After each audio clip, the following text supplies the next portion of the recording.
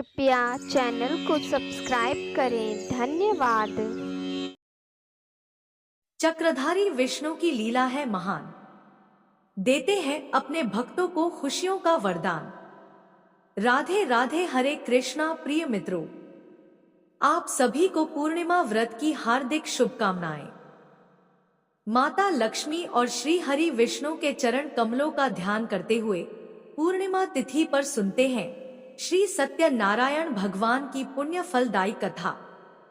मित्रों, श्री सत्यनारायण भगवान की कथा पूरे लोक में प्रचलित है।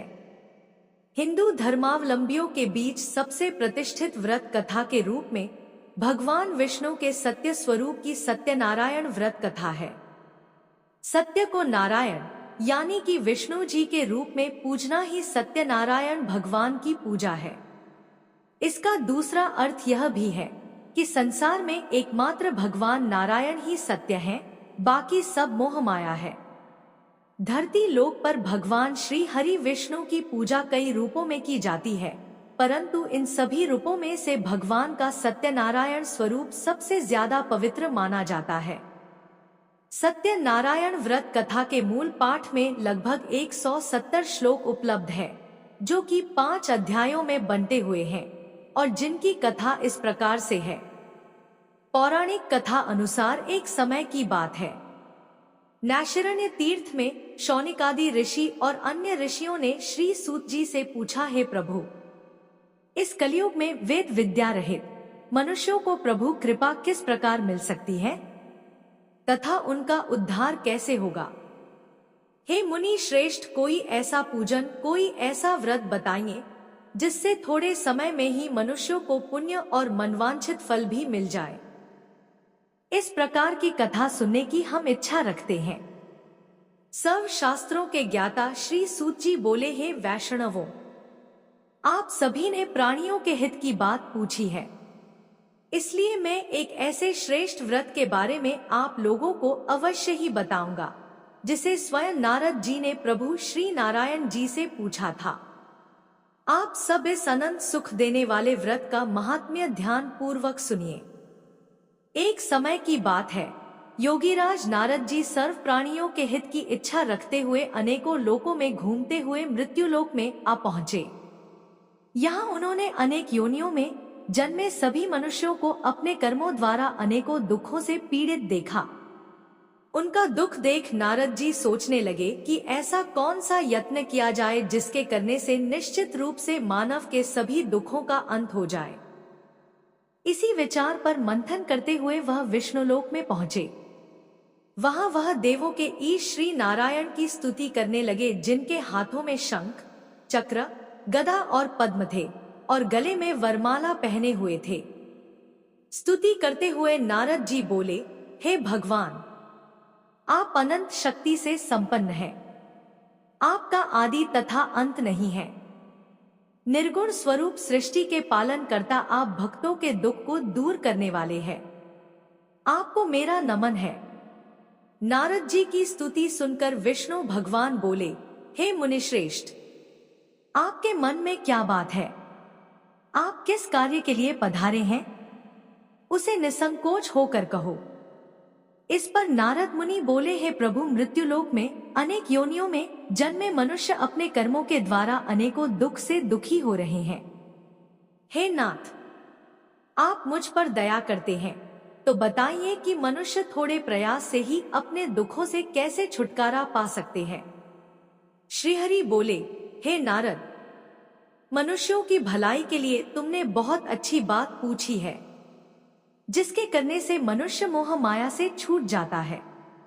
वह बात मैं कहता हूं, ध्यान पूर्वक सुनो।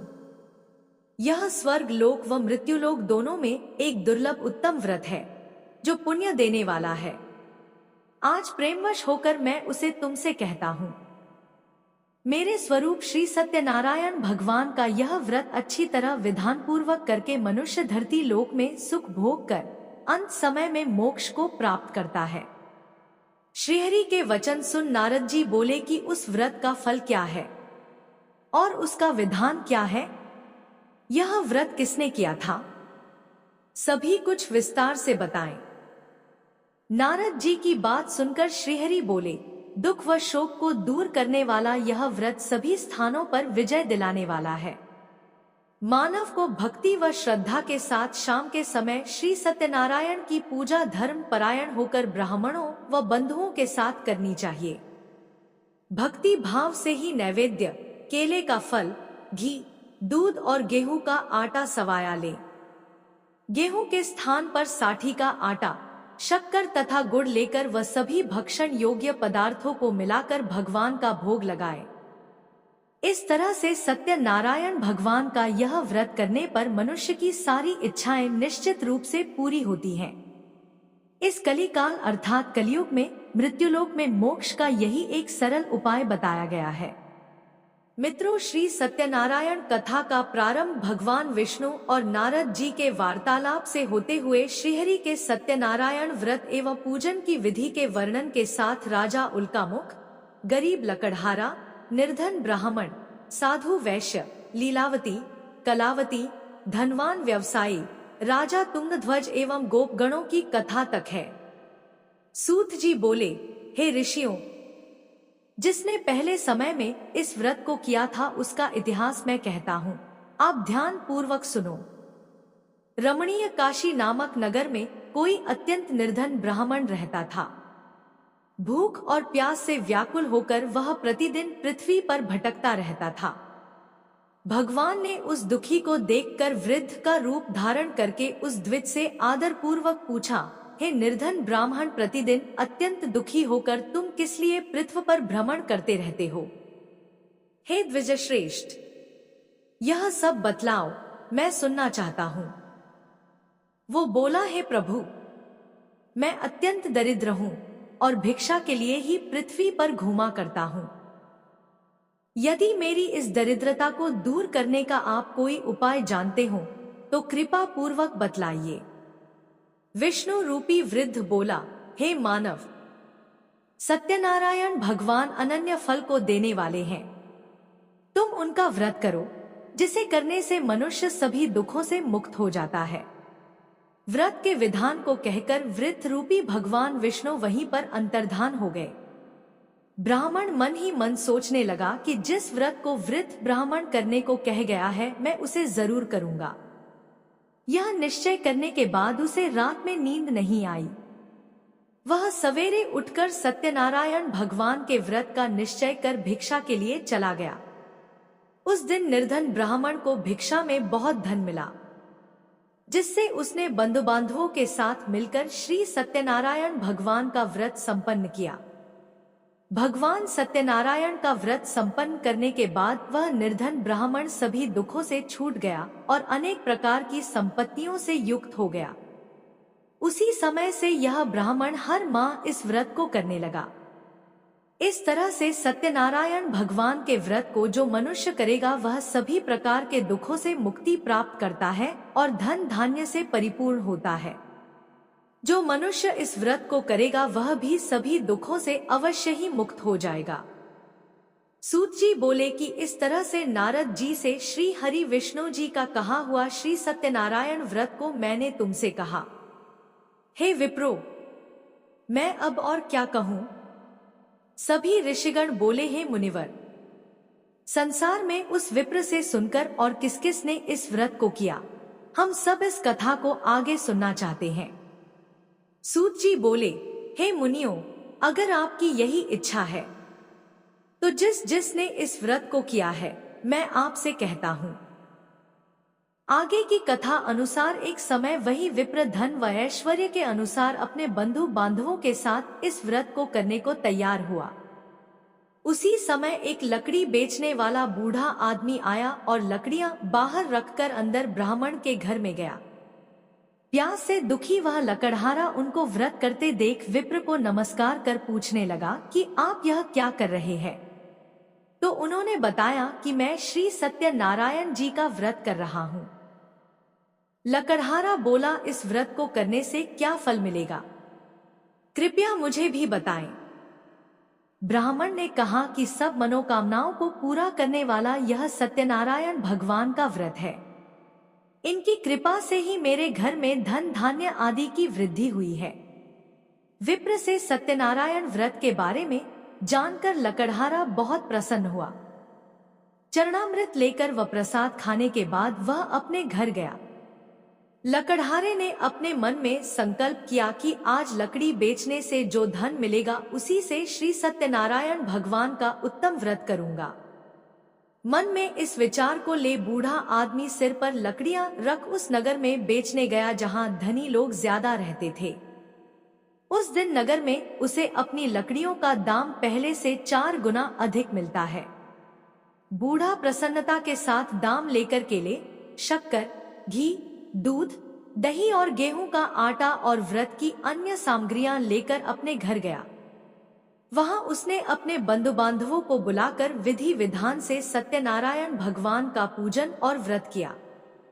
इस व्रत के प्रभाव से वह बूढ़ा लकड़हारा धन धान्य और पुत्र रत्न आदि से युक्त होकर संसार के समस्त सुख भोग कर अंत काल में बैकुंठ धाम चला गया।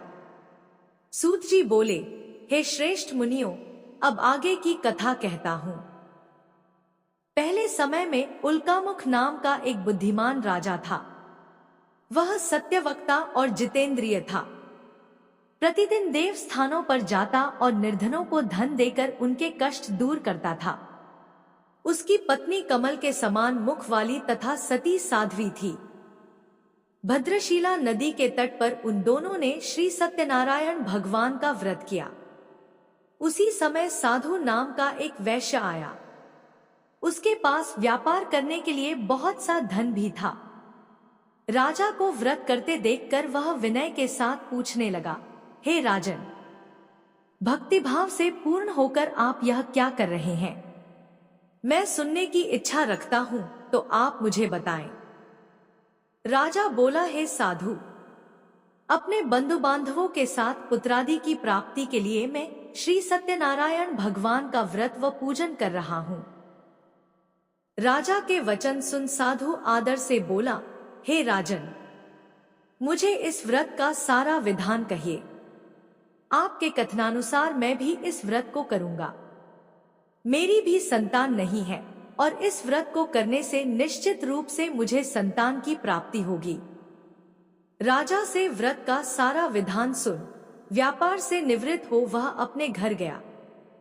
साधु वैश्य ने अपनी पत्नी को संतान देने वाले इस व्रत का वर्णन कह सुनाया और कहा कि जब मेरी संतान होगी तब मैं इस व्रत को करूंगा। साधु ने इस तरह के वचन अपनी पत्नी लीलावती से कहे।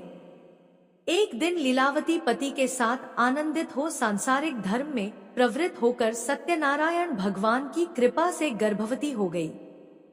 10वें महीने में उसके गर्भ से एक सुंदर कन्या ने जन्म लिया। दिनों दिन वह ऐसे बढ़ने लगी जैसे कि शुक्ल पक्ष का चंद्रमा बढ़ता है। माता पिता ने अपनी कन्या का नाम कलावती रखा। एक दिन लीलावती ने मीठे शब्दों में अपने पति को याद दिलाया कि आपने सत्यनारायण भगवान के जिस व्रत को करने का संकल्प किया था उसे करने का समय आ गया है। आप इस व्रत को करिए। साधु बोला कि हे प्रिय, इस व्रत को मैं उसके विवाह पर करूंगा। इस प्रकार अपनी पत्नी को आश्वासन देकर वह नगर को चला गया। कलावती पिता के घर में रह वृद्धि को प्राप्त हो गई। साधु ने एक बार नगर में अपनी कन्या को सखियों के साथ देखा तो तुरंत ही दूत को बुलाया और कहा कि मेरी कन्या के योग्य वर देख कर आओ। साधु की बात सुनकर दूत कंचन नगर में पहुंचा और वहां देखभाल कर लड़की के सुयोग्य वाणिक पुत्र को ले आया। सुयोग्य लड़के को देख साधु ने बंधु बांधवों को बुलाकर अपनी पुत्री का विवाह कर दिया। लेकिन दुर्भाग्य की बात ये कि साधु ने अभी भी श्री सत्यनारायण भगवान का व्रत नहीं किया। इस पर श्री भगवान क्रोधित हो गए और श्राप दिया कि साधु को अत्यधिक दुख मिले। अपने कार्य में कुशल साधु बनिया जमाई को लेकर समुद्र के पास स्थित होकर रत्नासारपुर नगर में गया। वहां जाकर दामाद ससुर दोनों मिलकर चंद्रकेतु राजा के नगर में व्यापार करने लगे। एक दिन भगवान सत्यनारायण की माया से एक चोर राजा का धन चुराकर भाग रहा था। उसने राजा के सिपाहियों को अपना पीछा करते देख चुराया हुआ धन वहां रख दिया जहां साधु अपने जमाई के साथ ठहरा हुआ था। राजा के सिपाहियों ने साधु वैश्य के पास राजा का धन पड़ा देखा तो वह ससुर जमाई दोनों को बांधकर प्रसन्नता से राजा के पास ले गए और कहा कि उन दोनों चोरों हम पकड़ लाए हैं, आप आगे की कार्यवाही की आज्ञा दें।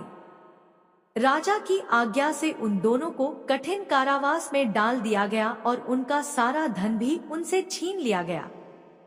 श्री सत्यनारायण भगवान से श्राप से साधु की पत्नी भी बहुत दुखी हुई। घर में जो धन रखा था उसे चोर चुरा ले गए। शारीरिक तथा मानसिक पीड़ा व भूख प्यास से अति दुखी हो अन्न की चिंता में कलावती के ब्राह्मण के घर गई। वहां उसने श्री सत्यनारायण भगवान का व्रत होते देखा, फिर कथा भी सुनी। वह प्रसाद ग्रहण कर वह रात को घर वापस आई। माता के कलावती से पूछा कि हे पुत्री, अब तक तुम कहाँ थी? तेरे मन में क्या है? कलावती ने अपनी माता से कहा, हे माता, मैंने एक ब्राह्मण के घर में श्री सत्यनारायण भगवान का व्रत देखा है। कन्या के वचन सुन लीलावती भगवान के पूजन की तैयारी करने लगी। लीलावती ने परिवार व बंधुओं सहित सत्यनारायण भगवान का पूजन किया और उनसे वर मांगा कि मेरे पति तथा जमाई शीघ्र घर आ जाएं। साथ ही यह भी प्रार्थना की कि हम सबका अपराध क्षमा करें।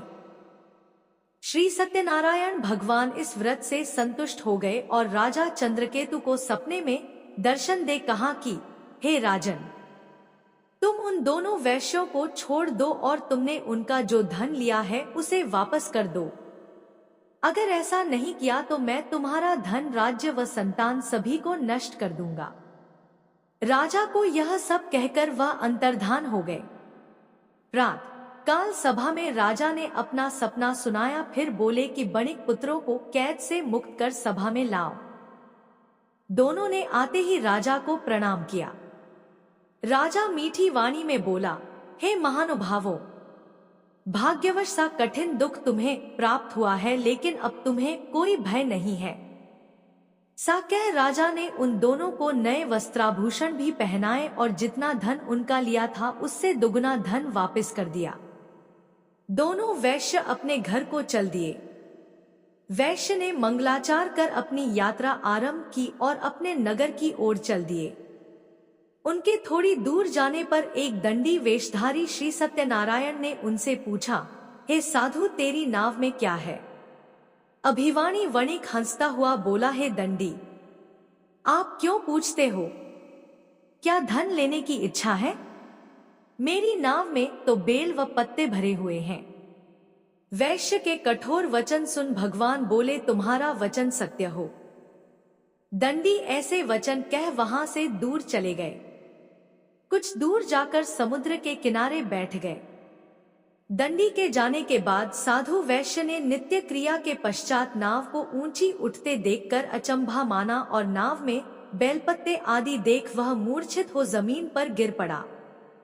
मूर्छा खुलने पर वह अत्यंत शोक में डूब गया। तब उसका दामाद बोला कि आप शोक ना मनाएं, यह दंडी का शाप है, इसलिए हमें उनकी शरण में जाना चाहिए, तभी हमारी मनोकामना पूरी होगी। दामाद की बात सुनकर वह दंडी के पास पहुंचा और अत्यंत भक्तिभाव नमस्कार करके बोला, मैंने आपसे जो जो असत्य वचन कहे थे उनके लिए मुझे क्षमा दे। ऐसा कहकर महान शोकातुर हो रोने लगा। तब दंडी भगवान बोले, हे वणिक पुत्र, मेरी आज्ञा से बार बार तुम्हें दुख प्राप्त हुआ है। तू मेरी पूजा से विमुख हुआ।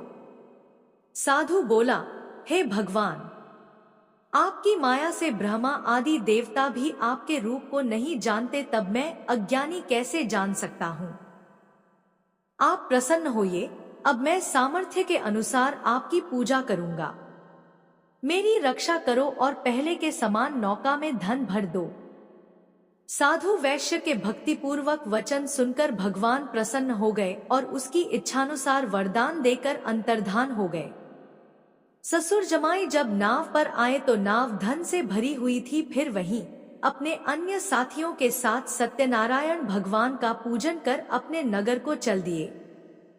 जब नगर के नजदीक पहुंचे तो दूत को घर पर खबर करने के लिए भेज दिया।